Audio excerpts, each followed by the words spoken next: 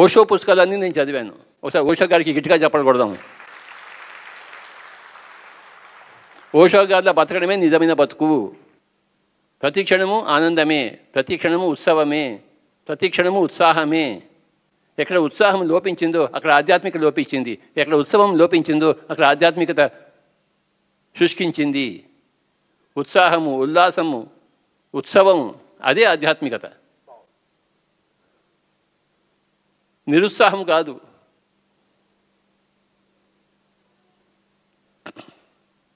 ఎప్పుడూ ఉత్సాహమే.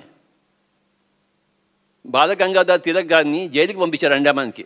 ఆయన ఉత్సాహంగా వెళ్ళాడు. అక్కడ కూర్చుని భగవద్గీత మీద ఆయన వ్యాఖ్యానం రాశాడు 5 సంవత్సరాల్లో. ఎంతో గొప్పగా. గాంధీజీ గారిని జైలుకి పంపితే ఆయన ఉత్సాహంగా వెళ్ళేవాడు ఎప్పుడు జైలుకి. మరి మనకేం పోయే కాలం. ఎంతమంది మహానుభావులు ఉన్నారు, అందరికీ వందనములు. ఎందరో మహానుభావులు అందరికీ వందనములు.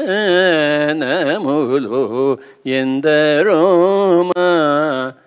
మహానుభావుడు అంటే గొప్ప అనుభవం ఉన్నవాడు.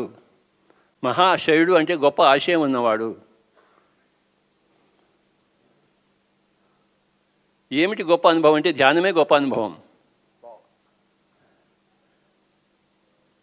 ఎవరే మహాశయుడు అంటే ఆ జ్ఞానం అందరికీ ఇవ్వాలని అనుకున్న ఇలాంటి ఉపాధ్యాయులే మహాశయులు. నా భాగ్యం ఊరూరు తిరిగి ధ్యానం చెప్పడం నా భాగ్యం కాదండి? చెప్పండి, ఇంతకన్నా భాగ్యం ఎవరికైనా దొరుకుతుందా? It is my great privilege to be able to go to every person, so home, to every town, every village and spread the science of meditation. Is my great privilege. ఎన్ని జన్మల నుంచో నేను ఈ జన్మ కోసం నేను పరితపించానో ఆ జన్మ ఈ జన్మలో నాకు లభించింది. నాకు పిరమిడ్ స్పిరిచువల్ సొసైటీ మూమెంట్ ఈ భూమండలంతా ఒక త్రాటిపై తీసుకొచ్చి తీరుతుంది. పిరమిడ్ స్పిరిచువల్ సొసైటీ మూమెంట్ అందరినీ శాకాహారులుగా చేసి తీరుతుంది. మనమే కాదు చేసేది, మనలాంటి వాళ్ళు చాలామంది ఉన్నారు, కానీ మనం కూడా చేస్తున్నాం. అది మన భాగ్యం. మన వంతు కృషి మనం చేస్తున్నాం. కృషితో నాస్తి దుర్భిక్షం. కృషి ఉంటే దుర్భిక్షం ఉండదు.